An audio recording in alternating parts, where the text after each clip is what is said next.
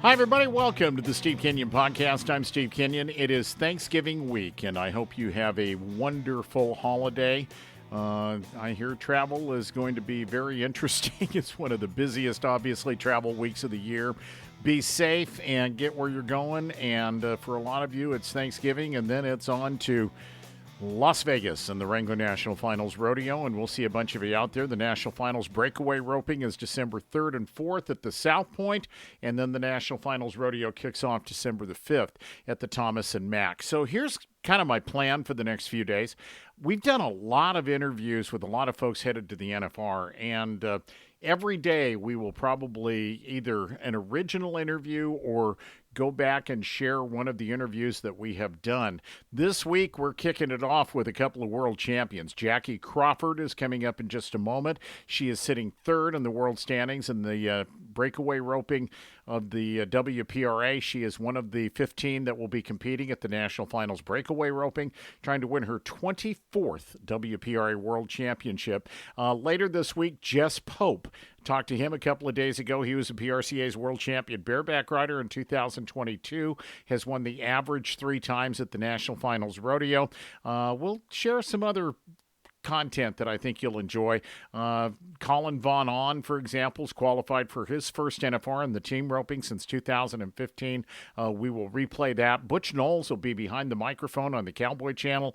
Pro Rodeo Hall of Fame inductee. That's coming up later this week as well. So kind of keep with us on our 8 Seconds Media Facebook page. Please like and subscribe, and we hope you'll like and subscribe our programs on YouTube and, of course, on our 8 Seconds Media website. Our programs are sponsored by Unbeatable Feeds. Find a location near you at unbeatablefeeds.com. By M2 Ranch Jerky. You will love M2 Ranch Jerky. Try the various products that they have to offer. Thank you to Equinity. They're online at teamequinity.com. It's all about the horse. To the Justin Boot Company, the Standard of the West since 1879. The Grand View at Las Vegas has still got rooms available. I talked to the Grand View a few days ago, and they've got a few rooms left. If you're looking for someplace comfortable to stay during the Wrangler National Finals Rodeo, go to dailymanagementresorts.com. Wrangler, the official Western Wear Pro Rodeo. Long live Cowboys. Thanks to Resistol, the sponsors of the Resistol Rookie of the Year Award, to the Gooding Pro Rodeo in Gooding, Idaho, to Next Gen Rodeo, to the Cowboy Channel, and to our newest partner, Rodeo Life Magazine, since 1961. They're proven to be a pretty good resource as I've been researching the National Finals Breakaway roping. Some interesting articles from Rodeo Life about some of the qualifiers that are competing at the National Finals of Breakaway roping. So let's get to it. Our featured interview of the week, as always, presented by Classic Equine. Play to win. We are Classic Equine, and by Classic Rope, success is in your hand. Jackie Crawford has won more than $950,000 in her WPRA career. That does not include the $600,000 she won at the American Rodeo. It doesn't include some big checks that have come out of the WCRA. So she's working on $2 million in her career. Breakaway roping, team roping, roping calves. The lady has done it all with a rope and done it very, very well. 23 world titles in the WPRA. Remember, she won the very first National Finals of Breakaway roping, the world title, back in 2020. That was the year at Globe Life Field in Arlington, Texas. She comes into this year's National Finals Breakaway roping after a win at the Houston Livestock Show and Rodeo to kick off the year, the number 3 spot in the world standings. I had a chance to talk to Jackie Crawford about her plans and her strategy and her great career. Someday she'll be in the Pro Rodeo Hall of Fame. As we get ready for the National Finals Breakaway, here's Jackie Crawford. Welcome. Getting ready for another trip to the National Finals Breakaway roping. Yes, getting ready for a very big week, or big 2 weeks, 3 weeks for me out there in Vegas. So, yeah. Let's start right there, Jackie, because there is, the breakaway roping finals are December 3rd and 4th, but I'm willing to bet that somewhere between Texas and Las Vegas, there's going to be a stop in Arizona at the Kimes Ranch roping. And then there are multiple ropings after the National Finals Breakaway roping is over. This really is kind of there's a lot of money on the line for you ladies. Yeah, this is definitely life-changing money coming up here for us. This is what we the Kimes Ranch is paying kind of like the guys in FR, and so that is a huge thing for us. So that's our first stop is in Scottsdale at that, and we're going at almost $30,000 rounds and $70,000 average. I mean, that's something we've never seen before, so that's cool. And then we leave there, we go straight to our NFR there at the South Point, and we leave there, and then there's several rope-ins, like Rope for the Crown is at the end of the week. That's a great rope-in, and then lots of stuff going on. I mean, and big money on the table for us. So how do you logistically talk to me about horses and things like that? Have you got the WPRA, the bio on your WPRA bio lists you, Kevin, and a horse called Backtrack. Which ones are you going to ride? Are there a couple that aren't listed there? Actually, neither one of those. Oh, really? Yeah. I actually ended up selling Kevin at the beginning of the summer, which was kind of one of the craziest things I've done. And trust me, at times throughout the summer, I was kicking myself and wishing I sure had him because we do each other so well. But Backtrack is what I started off on. That's what I went Houston on. And so we just kind of got in a groove, and that's what I took off on in the summer. And I took my mare Hail Mary that I've been hauling for about a year, little over a year now. This was the second year, I guess, that she's gotten to go to places. And so, and then actually both of those horses got a little crippled this summer.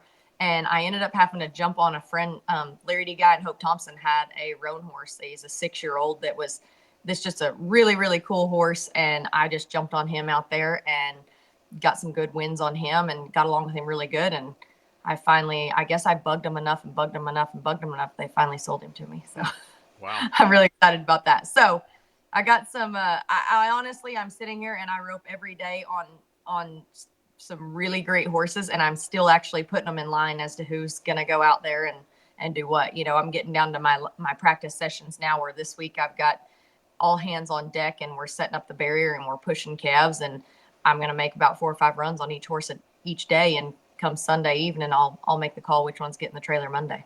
Got it. This is going to be a little bit different because, I mean, you start roping before Thanksgiving starts over in Scottsdale. Yeah, it is different. Yeah, we're packing up, and all of us, Charlie, the kids, everybody's going, and we're going to have Thanksgiving. Hopefully we have Thanksgiving, fill our bellies, and then go win a pocket full of money and celebrate again the next day. Yeah. Let me ask you about your 2024. It started big time in March when you won $50,000 at the Houston Livestock Show and Rodeo. You had never won Houston before, and I remember listening to the interview that you did in the arena with, I think, Boyd Paul Hamus when all that was said and done, and it was an emotional deal to you. I thought, just listening to what you had to say. Think back on that.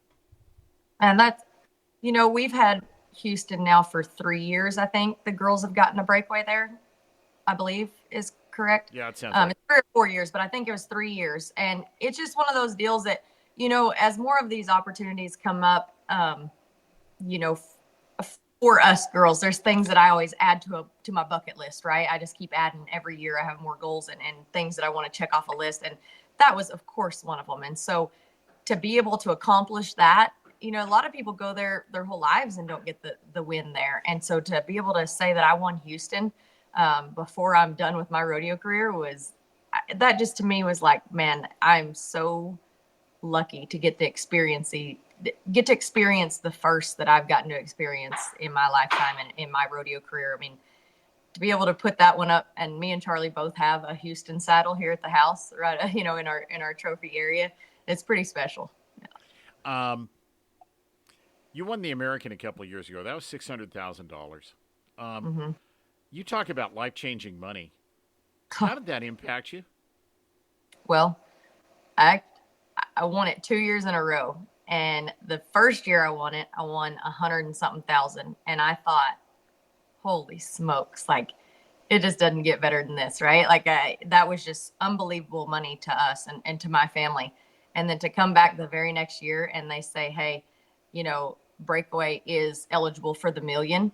And I'd had one of those years that wasn't so great rodeoing, so I wasn't in the top 5. and it just kind of all played out in God's plan. And to be able to come through as a challenger and win it 2 years in a row and split that 660,000 is the check I got to take to the bank. And I'm telling you, I was shaking. Yeah. I was shaking as I handed it to the teller, like, please, wind, do not take this away from me. It was just unbelievable to be able to say that I was a part of that first. And that amount of money, just, I can't tell you what it's done for Charlie and I and our kids' future. And that's unbelievable to me still to this day. I started this interview asking you a lot of questions about money, and there's a reason for that. And that is, in your career, 23 world titles, and all the miles you put on, and all the steers you've roped and the calves that you've roped, and you have seen, there might not be anybody who has seen the change and the opportunity reflected in being able to walk into your bank with checks for $100,000 one year and then $660,000 the next year, the way that you have. You've seen it go from where it was to where it is, and you now have the opportunity, Jackie, to see what the limitless potential might be. Am I getting too carried away with all of that? No. I mean, it's truly, I mean, my mom sent me an article the other day, and there was a big news article that she had cut clippings of. And when I was in college, the biggest thing going back then was the U.S. Calf Roping Association that Lana Mangold had. And there was a big finals, and they had it right here in Stephenville. And they always had a semifinals to every roping and a finals. And so I came in 2002, I think. I was in college. I know that's telling on me, but I came in and I won the semifinals. You're just a kid. So turned around at the next day and won the finals. And I won a saddle, a trailer, and $6,000 over the weekend. And when I tell you, we thought that was as good as a breakaway roper was ever going to do it. I mean, you didn't see or think about to turn around and go from $6,000 to $660,000 within, I think it was exactly, 20 years. It was exactly 20 years. 2022 is when I won that, I believe. And so 20 years later, and it's like, holy smokes, like went from the biggest payday back then that we thought to the biggest payday, 2 decades later. And it's just like, holy smokes. I mean, where is the end for us? And I think it's so cool. For me, the cool part is I was a part of it when it was just because you loved it. I mean, I rodeoed and I roped because I loved it. I loved every part of it. I didn't care if I entered the team roping with the guys. I mean, before I ever thought that Breakaway would get to go to some of the rodeos that they did, I mean, I entered the team roping. I entered team roping at Salinas. I entered the team roping at Cheyenne strictly because I'm addicted to the adrenaline of roping. And I wanted to experience what it felt like to rope in those arenas. And then fast forward later and the breakaways added and all of us girls get to enter. And it's just like, this is the coolest ride ever. And it's been neat to see that it was strictly built out of a love for the sport. We did this before there was the money. You know what I mean? We drove all over the country spinning our wheels off before there was a prize. And so it strictly is just built off a heart and the love for the sport. And I think that's really cool to see.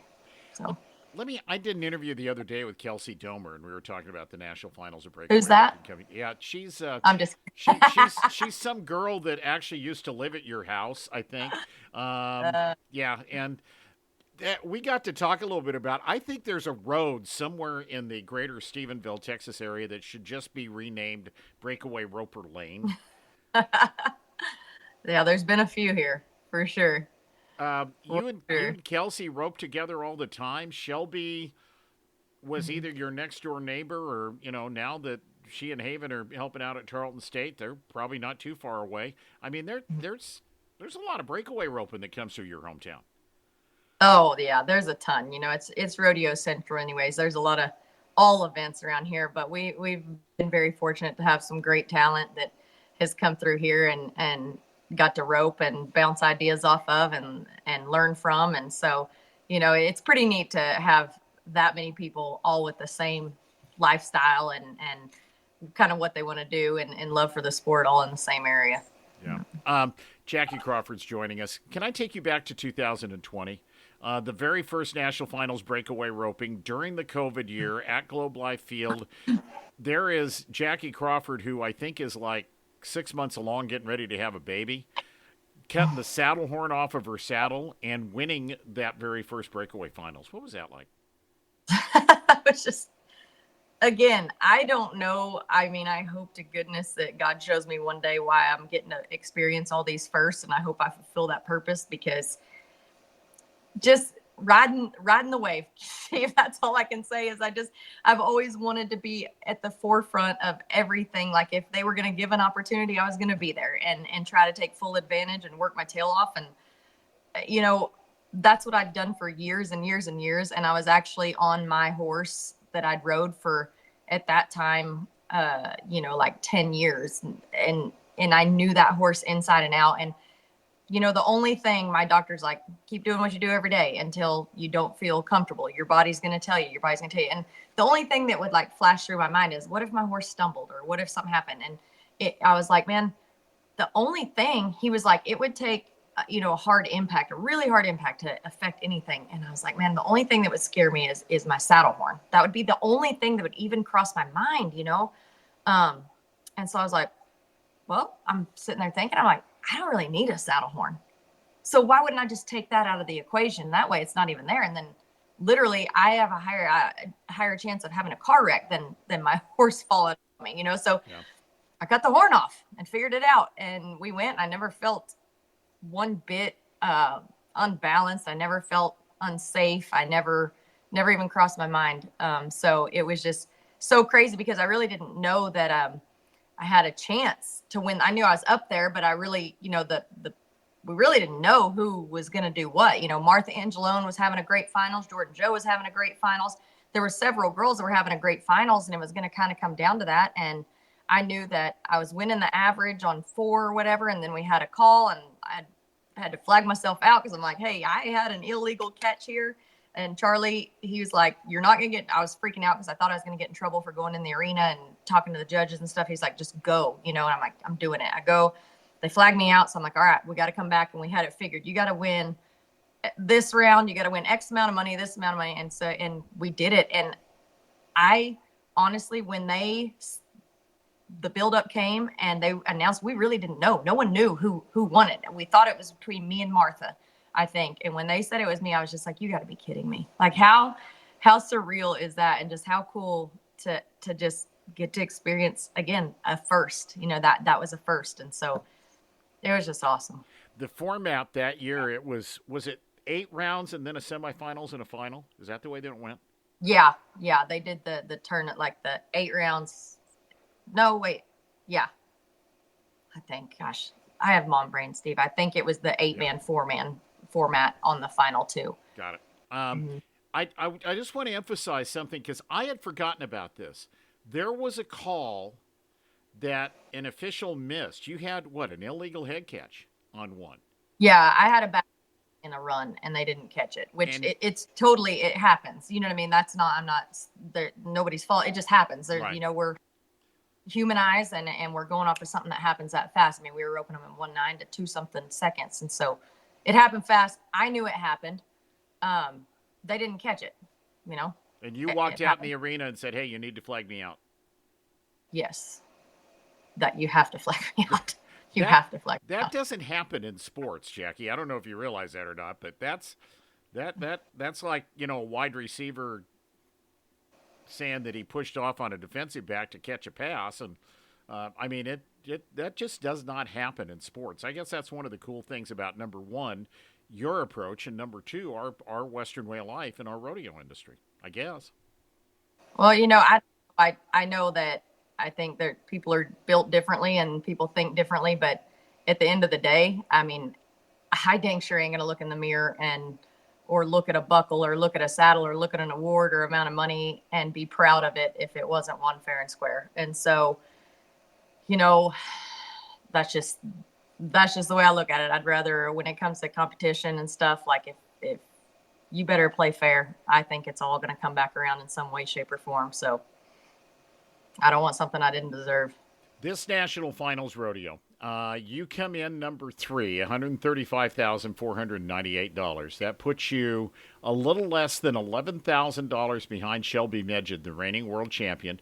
Josie Connor had a spectacular year, I think. She's second, 139,000. She's about 7,000 behind Shelby and 3,600 more or less in front of you. Kelsey Domer's fourth. Taylor Munsel's fifth. Martha Angeloni's a world champion. She's sixth. She's only about 15,000 out. And then you go to Maddie Dearman, who only went to 61 rodeos. She went to the fewest rodeos of any finalist. And then you go down to Danielle Lohman, who is maybe as electric as any roper that we're going to be watching out of the 15. And then you go down, I mean, Maddie's at her first finals, so's Riley George, and so is Tiata Gray. And so I just offered some numbers, but this is a loaded field, top to bottom. Somebody asked me the other day, what do you think is going to happen to the breakaway finals? My answer was, I have no idea. I said, I think we're going to see a heck of a roping. You talk about the field that you're going to be roping with and against. I mean, you just said it. Every one of those girls is phenomenal. I mean, I just think you're going to see an awesome 2 days of breakaway roping out there. I can say that. You're going to have people because, you know, just like you said, from your people that just rope so consistent and so sharp and, you know, are kind of trying to hold their spot to your Danielle Lohmans that are going to be firing it. You know, I mean, it's going to be really, really, really good watching. And the thing about it is, like you said, it's so unpredictable. I have no idea because every one of those girls has a chance to be extremely fast and rope 10 out of 10 calves. So I have no idea. All I know is, blinders on, stay focused, and go at them one at a time, and everything will fall where it's supposed to fall. But it's going to be good watching. Do you guys know the cattle yet, Jackie? Yeah, actually we do. They're coming from California. They are they're a matching set to the ones that we had the very first year when we were at the Orleans. They actually were like the tie down calves at Salinas, and a few of them went to Reno, and a few of them went to St. Paul and someplace like that. So they're gonna be really big. They are bigger than what you normally see us rope. John McGill has them out there, but he did a great job the very first year. It is gonna be different than what we've been roping, and kind of what you see us rope a lot of. But I thought they ended up being a great set when we were at the Orleans the very first year, and he did a good job. So it'll be different for some girls though. Okay, here's Steve's dumb question of the interview. The size of the cattle, what difference does that make, or does it? How much does that affect you ladies in the breakaway roping? You know, some of us have different opinions about that. Some of the girls, you know, and I'm not, no right, no wrong. It's just different opinions. Some of the girls don't want to rope bigger cattle. Personally, I don't care. It's not like we're trying to flank them. If everybody's got to rope them, they got to rope them. It's a calf. He's got 4 legs, got a neck, head, same rules, you know? So it'll change things up a little bit, like the stride of the calf and maybe your loop size and a little bit of angles, depending on how big they get. But honestly, for me, it doesn't matter. As long as we're all roping them and they're all even, I don't think the size of the cow matters. Yeah. Jackie Crawford's with us, and I just want everybody to understand we're doing this interview at about 8:30 p.m. Jackie's got her kids taken care of, and Charlie's doing whatever. Charlie's actually doing his podcast in another room while Jackie and I are talking. And so I just want everybody to know, Jackie, you are so generous with your time, and I really do appreciate that. But I have a couple of final questions I want to ask you. One of them has absolutely nothing to do with breakaway roping, but we just got done. I just had the pleasure of announcing the team roping event that your husband Charlie had and you helped to start when you bought lunch for a bunch of veterans a lot of years ago. And I know this, I asked you about this a couple of years ago, and you really kind of said, this, don't give me credit for it. It's Charlie's. Yeah. But I also know that you're pretty proud of what he has been able to accomplish with that American Hero celebration, along with all the volunteers and the people that work with him and the entity that he's created. Talk about that a little bit, and the unique opportunity Rodeo has given you and your family to give back to those who served us. Yeah, I mean, I'm so proud of what Charlie's done with the organization. I mean, like you said, it started off with we just buying lunch for a group of veterans and military men and women. And talking about how small that is. You know what I mean? Like how little that is compared to what they do. And we went through a couple of years of putting on a free clinic to try to help him out. And then like as he headed into retirement, he just wanted to make it bigger. You know, he's got such a big heart for giving back. And I'm so proud that he was able to find a passion and something bigger than himself, bigger than rodeo, bigger than everything else, that he wants to give back. And man, he has just turned this thing into such a blessing. I can't tell you, I can't even get into the letters that he's received from people, and how much just something simple that's simple to us, but it's not simple to some of these men and women. You know, talking about that it's saved their lives, that they have something with horses now, that they've gotten into horses, they've gotten into roping, and it took them out of such a dark place that we know a lot of those men and women end up in after, you know, coming away from serving. And some of his stories are really hard to listen to, but it's also like, wow, you found a purpose bigger than you. You've done an amazing job. He has turned it into its own foundation, not just him alone. There's a whole group of people, but I'm so proud of him. He had the foresight to say, hey, I need this in this group to make it grow. And he's gotten a group of people that have really worked hard. And he told me they crossed over the $1.2 million mark in giving back to veterans and first responders. And to me, that's so unselfish and just shows the heart that guy has. And I couldn't be more proud of him. Yeah, I wanted to make sure I gave you a chance just to talk about that and recognize what Charlie and the volunteers around him have done, and just to acknowledge the fact that you helped to start it. I mean, you've given a lot of the glory to him now, and but you helped to start it, so I think the whole family deserves a little credit for it. Well, I appreciate it, but that, I'm telling you, I don't think anybody besides me and the family realizes just how hard he works at it. It takes a lot of his time that he gets nothing back except the satisfaction of serving, you know, the Lord's purpose and what he feels that in his heart that he should do. And that's the only satisfaction he gets from it. And he works really hard at it and spends a lot of time at it. And it's a big thing for him. And so yeah. I'm really proud. Jackie, please don't smack me the next time you see me for asking this question, but tell me about your future. What after this year? I mentioned that interview you did in Houston, and I forget exactly what you said, but there was a part of me that thought, please don't tell me you're thinking about slowing down after you had won that.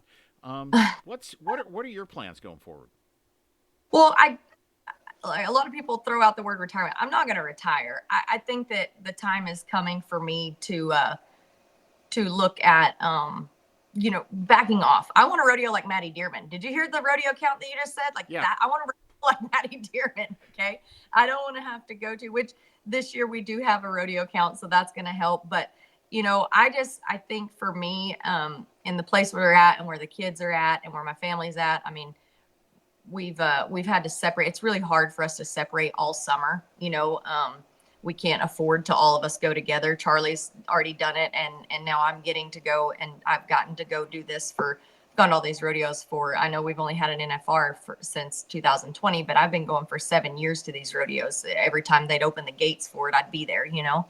And so it's not that I'm going to retire. I just think that I'm probably going to back off on the number of rodeos. And if my winter goes great and it works out, great, but I'm not going to pack the family up and separate the family as much and as crazy as we have in the last few years. Just, I want to be able to stay home a little bit more. If Creed wants to play baseball, I want him to play baseball. I want him to have all the opportunities that I had. And, you know, and there's a lot of other things. There's so many things that we're very fortunate as breakaway ropers, because I think that so many people have seen the value in the numbers of the girls. And so we have a lot of opportunity outside of having to leave for months at a time, you know? And so I really want to do some of the futurity stuff. That stuff is really, I love riding horses and being a part of that.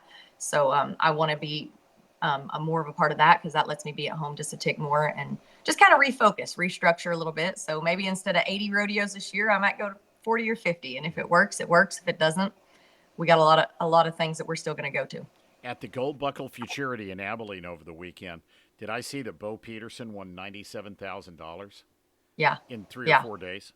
I mean, those futurities are blowing up, aren't they? Yeah, they're huge. They're huge. And that is my favorite thing to do. I like to stay here at the house and ride colts even more than I like to go up and down the road and compete. And so to kind of look around and see that I knew a few years back, like I couldn't do it all with the kids and the family and in my season of life. And so I had to like a little bit stay away from all that stuff and kind of have tunnel vision and not let myself, my addiction get off into everything again. So, yeah, to be able to have 1 or 2 a year in that would just be so satisfying to me.